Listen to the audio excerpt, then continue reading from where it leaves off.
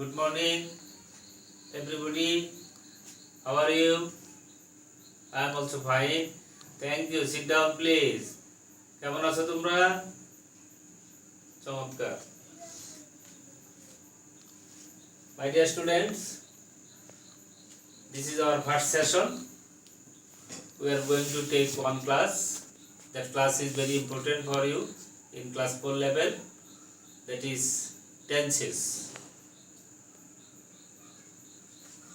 So I am going to write down the topic tense. Tense শব্দের অর্থ কি বলতে পারো? Yes, tense শব্দের অর্থ হচ্ছে কাল। tense শব্দের অর্থ হচ্ছে কাল। আমরা জানি এই tense শব্দের উৎপত্তি কোথা থেকে হয়েছে তোমরা জানো? জানো না। সেটা হচ্ছে ইংরেজিতে এরকম বাংলাও কিছু শব্দ আছে, গ্রিক শব্দ, ল্যাটিন শব্দ আছে। তো এই the word tense comes from the Latin word tempus, অর্থাৎ ইংরেজি এই tense শব্দটি ল্যাটিন শব্দ থেকে এসেছে। সেই ল্যাটিন শব্দটা হচ্ছে tempus। তাহলে tempus, T-E-M-P-U-S, এই tempus থেকে tense শব্দটা এসেছে। বুঝতে পারছো? tempus থেকে tense শব্দটা এসেছে। তোমরা খাতায় নোট করে নাও।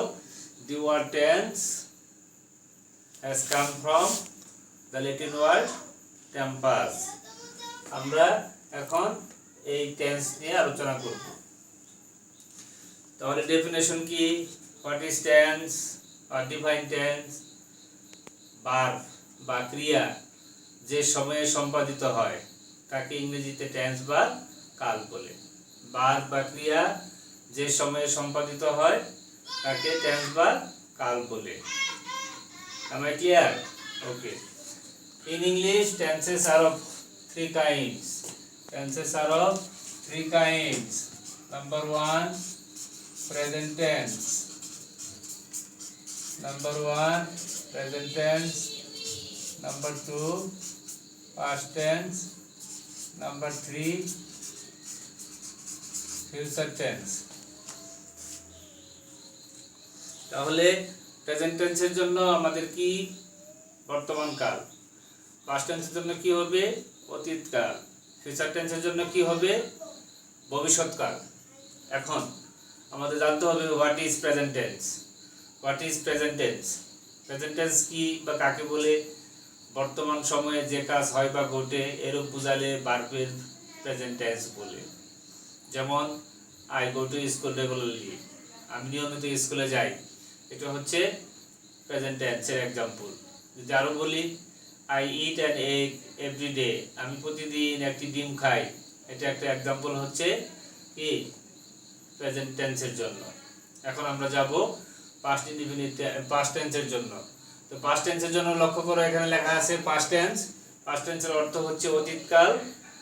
অতীতে কোনো কাজ সম্পন্ন হয়েছিল বা ঘটিয়েছিল এরূপ বুঝালে তখন সেটাকে পাস্ট টেন্স বলে, মানে যেটা অতীতে হয়েছে। তাহলে অতীতকালে যদি এরকম কাজ হয় তাহলে সেটা হবে পাস্ট টেন্স। যেমন যদি আমি প্রথম বাক্যগুলি বলি, যেমন আমি বলেছিলাম I go to school every day, এখন যদি বলি I went to school yesterday, এটাই হয়ে গেল আমার পাস্ট টেন্স। আমি গতকাল স্কুলে গিয়েছিলাম বা বিদ্যালয়ে গিয়েছিলাম। I went to school yesterday. তারপরে কি আছে? Future tense. খেয়াল করো, এটা কিন্তু অনেকেই উচ্চারণ করতে ভুল করে, যে এফ ইউ ফু টি ইউ টু, ফুটু আর ইরি, ফুটুরি অনেকেই কিন্তু উচ্চারণ করে। এটা কিন্তু ফুটুরি পড়া যাবে না, অথবা ফাটুরিও পড়া যাবে না। এটা হবে ফিউ টি ইউ আর ই, চার উচ্চারণ হয়। তাহলে ফিউচার, ফিউচার মানে হচ্ছে ভবিষ্যৎকাল। তাহলে ভবিষ্যৎকালে কোনো কাজ হইবে বা ঘটিবে এরূপ বুঝালে তখন ভার্বের ফিউচার টেন্স বলে। কি বললাম? ভবিষ্যৎকালে কোনো কাজ হইবে বা ঘটিবে এরূপ বুঝালে তখন ভার্বের ফিউচার টেন্স হয়। বুঝতে পেরেছো? আচ্ছা, তোমাদের জন্য এই ফিউচার টেন্সের জন্য একটা কাজ তোমাদেরকে মনে রাখতে হবে, সাবজেক্ট বা কর্তার পরে অবশ্যই শ্যাল বা উইল ব্যবহার করতে হবে। সাধারণত ফার্স্ট পারসনে শ্যাল বসে, সেকেন্ড পারসনে উইল বসে, থার্ড পারসনে উইল বসে। যেমন আয়ের সাথে কি বসে? Shall. We shall, you will, you কোন পারসন, সেকেন্ড পারসন, তারপরে থার্ড পারসনটা উইল বসবে। থার্ড পারসন কি, যেমন he she, he will, she will, they will. সুতরাং আমরা তাহলে ফিউচার টেন্সের জন্য एग्जांपल যদি বলি তাহলে কি হবে, I shall go to school tomorrow, I shall go to school tomorrow, আমি আগামীকাল স্কুলে যাব। এই হচ্ছে আমাদের তিনটা বেসিক টেন্স। এখন এই প্রত্যেকটি টেন্সকে, this tense is divided into 4 categories, this tense is divided into 4 category, প্রত্যেকটা টেন্সকে আবার 4টি শ্রেণীতে ভাগ করা হয়েছে, এটা তোমাদের একটু খেয়াল করতে হবে। এখন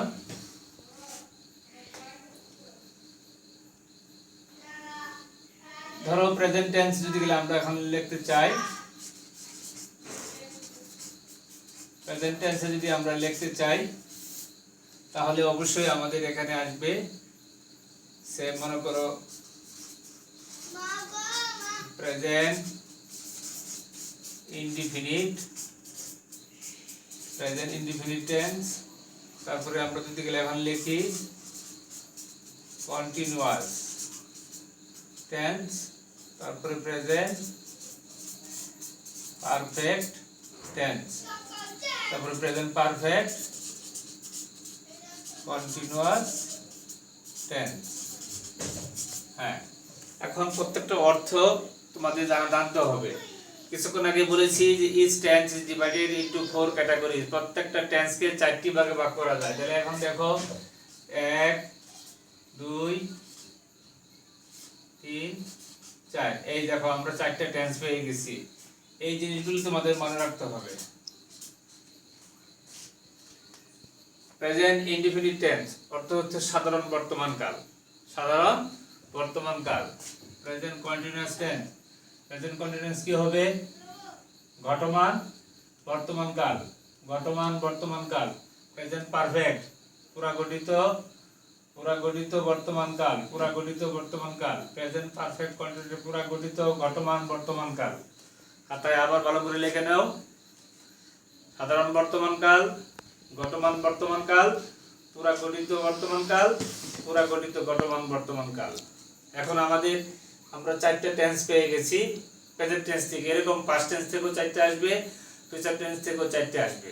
এখন যদি আসে আমরা এখানে আমরা একটা কৌশল বা টেকনিক অবলম্বন করতে পারি। আমরা এখানে যে প্রেজেন্ট আছে, প্রেজেন্টের জায়গায় আমরা পাস্ট টেন্স ব্যবহার করে দিব, প্রেজেন্ট টেন্সের জায়গায় আমরা পাস্ট টেন্স। তাহলে কি হবে, পাস্ট ইনডিফিনিট টেন্স, যেখানে আমরা বলেছিলাম সাধারণ বর্তমান, এখন হবে সাধারণ অতীতকাল। তারপরে আছে পাস্ট কন্টিনিউয়াস টেন্স, এখন আমরা বলবো সাধারণ ঘটমান অতীতকাল, ঘটমান অতীতকাল। তারপরে বলবো আমরা পাস্ট পারফেক্ট টেন্স, এখানে বলবো পুরাগঠিত অতীতকাল। তারপরে এখানে আমরা আবার পাস্ট লিখবো, পাস্ট পারফেক্ট কন্টিনিউয়াস টেন্স, পুরাগঠিত ঘটমান অতীতকাল। এই আমাদের 8টি টেন্স হয়ে গেল। এখন আমাদের দরকার হচ্ছে প্রেজেন্টের পরে হচ্ছে ফিউচার। তো ফিউচারের ক্ষেত্রেও আমরা তাই করব। এখানে আমরা যেমন প্রেজেন্টের পরে পাস্ট লিখেছিলাম, এখন পাস্টের পরিবর্তে আমরা ফিউচার লিখব। তো ফিউচার লিখলে কি হবে, future indefinite tense, future continuous tense, future perfect tense, future perfect continuous tense. তাহলে ফিউচার ইনডিফিনিট টেন্সের অর্থ কি হবে, সাধারণ ভবিষ্যৎকাল, সাধারণ ভবিষ্যৎকাল। তারপরে হবে ফিউচার কন্টিনিউয়াস ঘটমান ভবিষ্যৎকাল। তারপরে হবে ফিউচার পারফেক্ট টেন্স, পুরাগঠিত ভবিষ্যৎকাল। ফিউচার পারফেক্ট কন্টিনিউয়াস টেন্স হবে পুরাগঠিত ঘটমান ভবিষ্যৎকাল। আমি আরেকবার বলছি, এখন আমরা 12টা টেন্স পেয়ে গেলাম। 1 নম্বর টেন্স কি হচ্ছে, প্রেজেন্ট ইনডিফিনিট টেন্স, অর্থ কি হচ্ছে সাধারণ বর্তমান কাল। নাম্বার 2 কি হচ্ছে, প্রেজেন্ট কন্টিনিউয়াস টেন্স, ঘটমান বর্তমান কাল। নাম্বার 3 প্রেজেন্ট পারফেক্ট টেন্স, পুরাগঠিত বর্তমান কাল। Number 4 present perfect continuous tense, পুরাগঠিত ঘটমান বর্তমান কাল। Past tense, past indefinite tense, সাধারণ অতীতকাল। নাম্বার 6 পাস্ট কন্টিনিউয়াস টেন্স, ঘটমান অতীতকাল। পাস্ট পারফেক্ট টেন্স, পুরাগঠিত অতীতকাল। পাস্ট পারফেক্ট কন্টিনিউয়াস টেন্স, পুরাগঠিত ঘটমান অতীতকাল। Serial 8 complete. Serial 9 future indefinite tense, সাধারণ ভবিষ্যৎকাল। ফিউচার কন্টিনিউয়াস টেন্স, ঘটমান ভবিষ্যৎকাল। ফিউচার পারফেক্ট টেন্স পুরা গঠিত ভবিষ্যৎকাল, ফিউচার পারফেক্ট কন্টিনিউয়াস টেন্স পুরা গঠিত বর্তমান ভবিষ্যৎকাল। এই হচ্ছে আমাদের 12টা টেন্স। ঠিক আছে শিক্ষার্থীরা, এখন আমাদের জানতে হবে কি যে শুরু থেকে আমাদের প্রেজেন্ট ইনডিফিনিট টেন্স সম্পর্কে আমাদের আবার জানতে হবে। এখন যদি আমরা জানি তাহলে কি করতে হবে, দেখো এইখান থেকে আমাদের এখন শুরু হবে বেসিক টেন্সের কারুকাজ।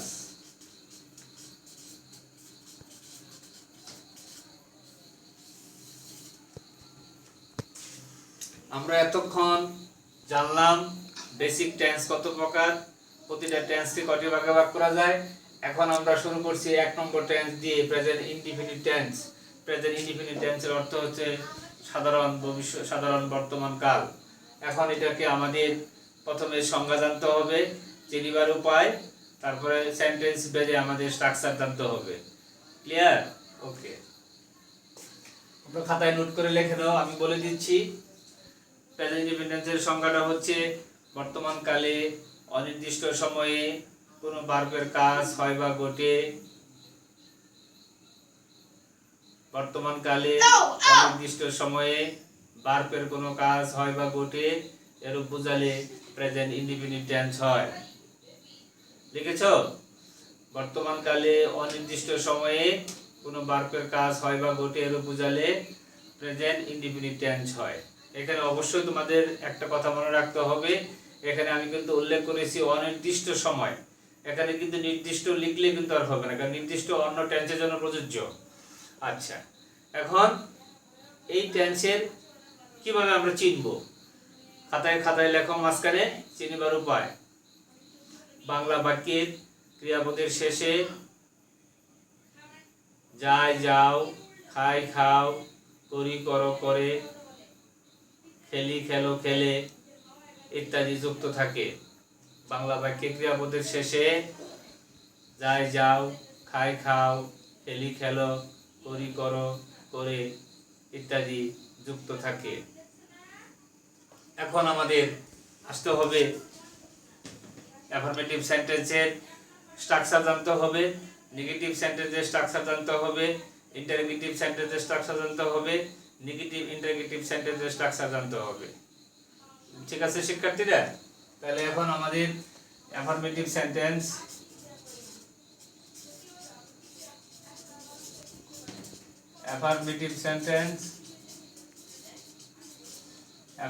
সেন্টেন্সের স্ট্রাকচার তোমরা খাতায় লিখে নিবা। আমি একটু সংক্ষেপে লিখতেছি। মনে করো সাবজেক্ট লিখছি class, base, form of verb plus object plus extension EXT, SEB sub বলতে subject, BSE base, form FRM form of verb, base form of verb plus object, OBJ লিখেছি তোমরা ফুল লিখে নিবে, ইএক্সটি লিখেছি তোমরা এক্সটেনশন লিখে নিবে। এটা হচ্ছে আমাদের basic structure, subject, base form of verb, object plus extension. তোমরা কি বেস ফর্ম অফ ভার্ব সম্পর্কে ধারণা আছে? বেস ফর্ম অফ ভার্ব হচ্ছে যে ভার্বকে আর কোনোভাবেই কমানোর সুযোগ নেই। যেমন কাম আছে, কামের যদি গেলে আমরা ই সরিয়ে ফেলি তাহলে আর কাম থাকবে না। এরকম শব্দগুলি তোমাদের গ্রামার বইয়ে আছে প্রেজেন্ট ফর্মে, সেগুলি হচ্ছে বেস ফর্ম অফ ভার্ব। এখন এইভাবে আমাদের করতে হবে। আমি কিছুক্ষণ আগে বললাম যে বাংলা বাক্যের ক্রিয়াপদের শেষে সাধারণত করি করো করে, অথবা খেলি খেলো খেলে, অথবা পরি করো পরে, অথবা যাই যাও, খাই খাও ইত্যাদি আমরা বলেছিলাম। তাহলে ওই ক্ষেত্রে যদি আমরা এখন বলি যে আমি মাঠে ফুটবল খেলি, এটা ক্রিয়াপদ সাবজেক্ট বেড়ে ক্রিয়াপদের রূপ চেঞ্জ হয়, তাহলে আমরা এখন লিখব খাতায় যে আমি মাঠে ফুটবল খেলি, আমি মাঠে ফুটবল খেলি। তাহলে এখানে আমি যদি লিখি তাহলে সাবজেক্ট হিসাবে আই বসবে। খেলা করা মানে কি? প্লে। তাহলে সাবজেক্ট এখানে প্লে, তারপরে আই প্লে, আমি মাঠে ফুটবল খেলি। তাহলে ফুটবল ইংরেজি কি? Football, FOOTBALL football. আর এক্সটেনশন হবে কি? মাঠে, ইন দা ফিল্ড। তাহলে I play football in the field. I play football in the field. এটা কিন্তু ফার্স্ট পারসন আই। তোমরা জানো পারসন তিন প্রকার, first person, second person, third person. তো ফার্স্ট পারসন হচ্ছে আই উই, সেকেন্ড পারসন হচ্ছে ইউ, আর থার্ড পারসন হচ্ছে আই ইউ বাদে অন্যান্য সকল নাউন ও প্রোনাউন। এখন এই টেন্সে একটা কঠিন এবং ইম্পর্টেন্ট রুল হচ্ছে সাবজেক্ট যদি থার্ড পারসন সিঙ্গুলার নাম্বার হয়, সাবজেক্ট যদি থার্ড পারসন সিঙ্গুলার নাম্বার হয় তবে মূল ভার্বের শেষে এস বাই এ যুক্ত করতে হয়। সাবজেক্ট যদি থার্ড পারসন সিঙ্গুলার নাম্বার হয় তবে মূল ভার্বের শেষে এস বাই এ যুক্ত করতে হয়। তাহলে এখন আমরা যদি এখানে হি লিখি, খেয়াল করো, তাহলে এখানে হি হচ্ছে থার্ড পারসন সিঙ্গুলার নাম্বার, হি হচ্ছে থার্ড পারসন সিঙ্গুলার নাম্বার। এখন এখানে আমরা ভার্ব হিসাবে প্লে লিখলাম, কিন্তু নিয়মে আমাদের টেন্সের নিয়মে লেখা আছে সাবজেক্ট যদি থার্ড পারসন সিঙ্গুলার নাম্বার হয় তাহলে ভার্বের শেষে এস বাই এস। সাধারণত কনসোনেন্ট থাকলে এস হয়, ভাওয়েল থাকলে তখন ইএস হয়। তাহলে প্লে ওয়াই যেহেতু এখানে কনসোনেন্ট তাহলে হবে এস, তারপরে ফুটবল ইন দ্য ফিল্ড, এইটুকু আমরা পার্থক্য। আয়ের বেলায় দেখো এস নাই, আর হিয়ার বেলায় আছে এস। এখন যদি আমি এখানে দে ইউজ করি তাহলে কি হবে, দে থার্ড পারসন কিন্তু সিঙ্গুলার নাম্বার না, সিঙ্গুলার হচ্ছে ওয়ান সাবজেক্ট ওয়ান থিং। তাহলে দে বলতে তারা অনেক বোঝাচ্ছে, সেই ক্ষেত্রে আমরা এখানে they play in the field. এখন যদি উই আমরা বলি তাহলে উই এর জন্য প্লে হবে, উই এর জন্য প্লে, কারণ উই মানে আমরা অনেকে আছি, থার্ড পারসন না ফার্স্ট পারসন, শর্ত দুইটাই থাকতে হবে। ঠিক আছে? আচ্ছা, তাহলে আমরা অ্যাফারমেটিভের একটা নিয়ম জানলাম যে কি subject plus base form of verb plus object plus extension. I play football in the field, he plays football in the field. অথবা আমরা অন্যান্য एग्जांपल শিখলাম। এখন তোমরা খাতায় লিখবা নেগেটিভ সেন্টেন্স, নেগেটিভ সেন্টেন্স লিখবা। নেগেটিভ সেন্টেন্সের স্ট্রাকচারটা খুবই সহজ, আমি এখানে একটু সংক্ষিপ্তভাবে তোমাদের লিখতেছি। নেগেটিভ সেন্টেন্স তোমরা এখন খাতায় লিখে নাও নেগেটিভ সেন্টেন্সের স্ট্রাকচার। এখানে আমি সংক্ষিপ্তভাবে লিখতেছি সাবজেক্ট প্লাস ভার্ব প্লাস, যেমন অবজেক্ট ছিল, এখন এটাকে আর লেখা যাবে না, এখন আমরা লিখব subject plus do not oblique does not oblique V1 oblique plus object plus extension. এখন এইভাবে আমরা যেমন প্রথমে শিখেছিলাম, হ্যাঁ, সাবজেক্ট ভার্ব অবজেক্ট, এই যে দেখো সাবজেক্ট ভার্ব অবজেক্ট, এটারই এখন একটু চেঞ্জ হয়ে যাবে, নেগেটিভ না করতে হবে, না মানে কি নট বা নো ইউজ করতে হয়, এখন প্রেজেন্ট টেন্সের জন্য ডু বা ডাজ আমাদের ইউজ করতে হবে। তাহলে স্ট্রাকচারটা সুন্দর করে খাতায় লিখে নাও। এস এর জন্য সাবজেক্ট, তারপরে লিখবা person number on do not বা ডাজ নট, তারপরে লিখবা ভি1 মানে ওই যে বেস ফর্ম অফ ভার্ব বা মূল ভার্ব, ও তো অবজেক্ট এক্সটেনশন। এখানে একটা জিনিস তোমাদের লক্ষণীয়, কখন আমরা ডু নট ব্যবহার করব, কখন আমরা ডাজ নট ব্যবহার করব। এখন আমরা যদি এটাকে ব্যবহার করতে চাই তাহলে ফার্স্ট পারসনটা হবে do not, I do not, we do not. Second পারসনও ডু নট বসবে, ইউ ডু নট। একমাত্র থার্ড পারসন সিঙ্গুলার নাম্বারের ক্ষেত্রে, একমাত্র সাবজেক্ট থার্ড পারসন সিঙ্গুলার নাম্বারের ক্ষেত্রে আমরা ডাজ নট ব্যবহার করব। যেমন he does not, she does not, Rahim Karim does not ইত্যাদি। আবার দেয়ের জন্য কি হয়ে যাবে, ডু নট। একটা एग्जांपल ধরো আমরা যদি গেলে এখন এটাই আমরা एग्जांपल হিসেবে ব্যবহার করি যে সে, হ্যাঁ, সে স্কুলে যায় না, তাহলে কি হবে, সে স্কুলে যায় না, তাহলে হবে he does not go to school, he does not go to school। আর যদি আমরা এখন বলি সে নিয়মিত স্কুলে যায় না, তাহলে আমরা লিখব এখানে he does not go to school regularly, he does not go to school regularly। শিক্ষার্থীরা, তোমাদের আমরা অনেকগুলো আলোচনা করেছিলাম, এখন তোমাদের হোমওয়ার্কটা দেব আমরা। হোমওয়ার্কটা তোমরা একটু ক্লিয়ার করে নাও। এই ডাব্লিউ লেখো। এই ডাব্লিউ এক নাম্বার হচ্ছে 12টা টেন্সের নাম লিখতে হবে। Name the 12 tenses, name the 12 tenses. Number 1, name the 12 tenses. Number 2, write the structures of affirmative and negative sentence. Write the structures of negative and affirmative sentence.